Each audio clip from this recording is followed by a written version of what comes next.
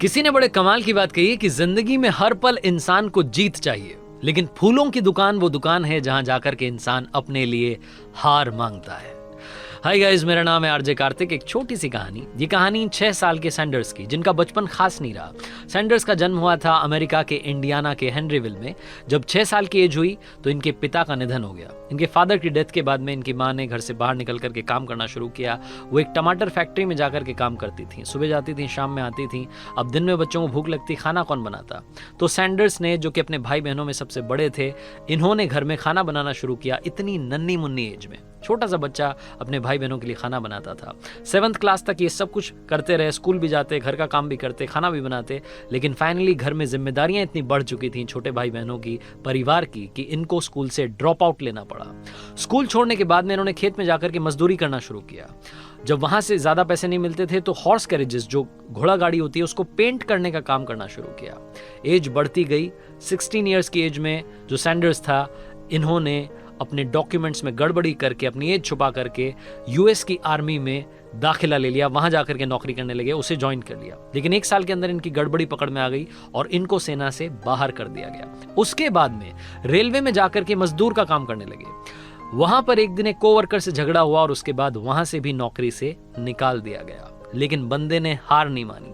Sanders को लगा कि अभी भी मुझे काफी कुछ अचीव करना है। एक यूनिवर्सिटी में जाकर के पढ़ाई करने लगे, लॉ की, एडवोकेट बने। लेकिन एक लीगल केस में फाइट थोड़ी ज्यादा गंदी चली गई और इस चक्कर में अपना लीगल केस और इसी के साथ में जो लीगल करियर था, दोनों तबाह कर लिया।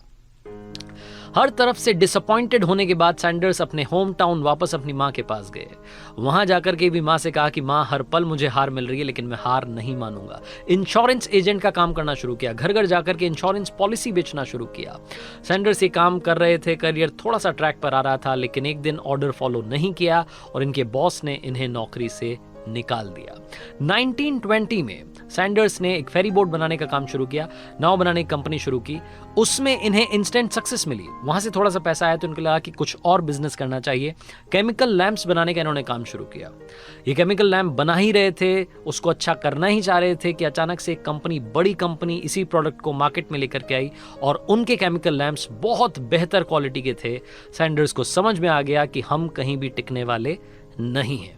सैंडर्स ने वो काम भी शुरू करने से पहले ही बंद कर दिया।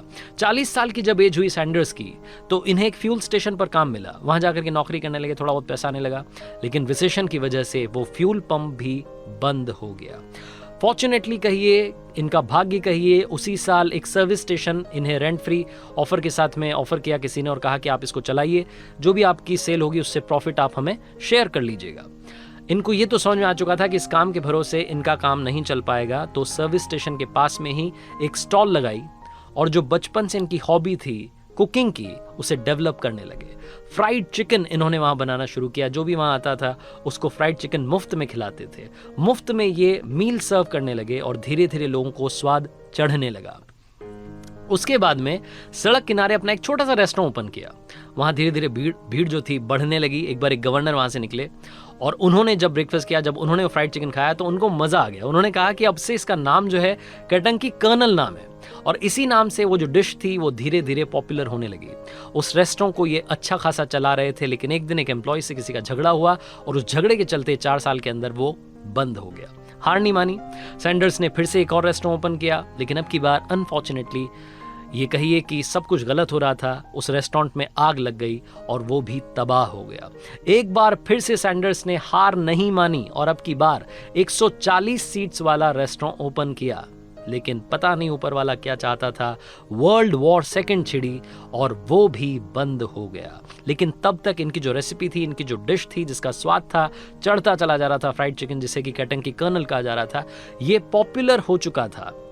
वर्ल्ड वॉर सेकंड खत्म होने के बाद में इनके पास इतने पैसे नहीं थे कि रेस्टोरेंट फिर से ओपन करते। तो इनके दिमाग में एक आइडिया आया कि क्यों ना इस रेसिपी को अलग अलग रेस्टोरेंट्स में जाकर के बेचा जाए और अगर वो खरीद लेते हैं तो फिर उनसे परसेंटेज लिया जाए। ये बहुत सारे रेस्टोरेंट्स में गए, जाते रहे, लेकिन इन्हें हर बार हार मिल रही थी। किसी ने भी उस रेसिपी को अप्रूव नहीं किया। 1009 टाइम्स, 1009 बार ये रेसिपी रिजेक्ट हुई। समझ में नहीं आ रहा था सैंडर्स को कि होगा क्या। तभी इनके शहर के एक बड़े रेस्टोरेंट ने फाइनली इनकी रेसिपी को अप्रूव किया और केंटकी फ्राइड चिकन पहली बार किसी रेस्टोरेंट में, बड़े रेस्टोरेंट में पहुंच गया। वहां से इन्होंने अपनी चेन को बड़ा करना, एक्सपैंड करना शुरू किया। अलग अलग रेस्टोरेंट्स में विजिट करते थे, सुबह शाम दिन रात इसी काम में लगे रहते थे। इतना भी समय नहीं था कि घर पहुंच पाएं, कार की बैक सीट में ही सो जाया करते थे। और सैंडर्स अपनी जिंदगी के उन संघर्ष के दिनों में अपने ब्रांड को बनाने में लगे हुए थे। 1964 तक KFC की 600 ब्रांचेस ओपन हो चुकी थी, एक कंपनी बन चुकी थी, केंटकी फ्राइड चिकन यानी कि KFC। 1969 में स्टॉक एक्सचेंज, न्यूयॉर्क के स्टॉक एक्सचेंज में ये नाम गूंजने लगा और सैंडर्स जो थे वो धीरे धीरे बहुत बड़े बिजनेसमैन बनते जा रहे थे। कब 600 से 3500 3500 ये ब्रांचेस हो गई, इन्हें खुद मालूम नहीं चला। अलग अलग देशों में ये ब्रांड जो था एक्सपैंड हो रहा था। पहला इंटरनेशनल फास्ट फूड चेन बनी जो कि धीरे धीरे अलग अलग कंट्रीज में एक्सपैंड हो रही थी। यूएस के बाद में UK, कनाडा, मैक्सिको, जमैका, अलग अलग देशों में ये international fast food chain expand होती जा रही थी।